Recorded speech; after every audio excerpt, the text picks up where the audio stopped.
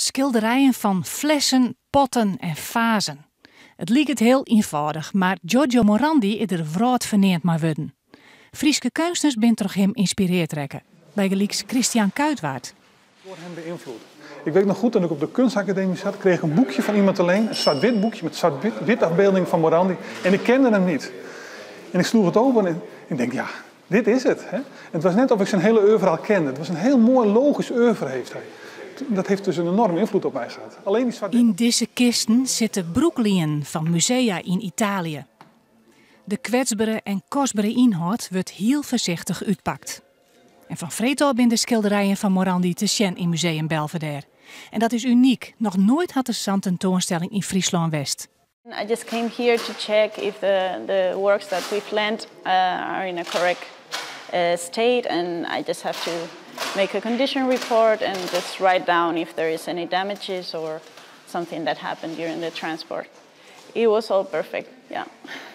And well, I have to wait until they hang it. I finished my job here. Yeah. Van Museum Belvedere is dit een droom die uitkomt. En dan komen er de plannen voor culturele hoofdstad. En dan denk je 2018, onze bijdrage moet dan zijn onze ultieme schilder, Giorgio Morandi. Ja, ik wist natuurlijk niet of het zou lukken, maar we hebben al heel vroeg, in een heel vroegtijdig stadium contact gezocht met het Museum Morandi in Bologna. Nou, dat contact was uitermate plezierig. En dat leverde ons meteen al de toezegging op voor een groot bruikleen. En dan zie je hoe moeilijk het is voor een klein museum om bruiklenen van zo'n schilder te kunnen krijgen. Dus dat was een worsteling, een strijd, en bloed, zweet en tranen. Christian Kuitwaard zal roemleidings Jan uit Giorgio Morandi.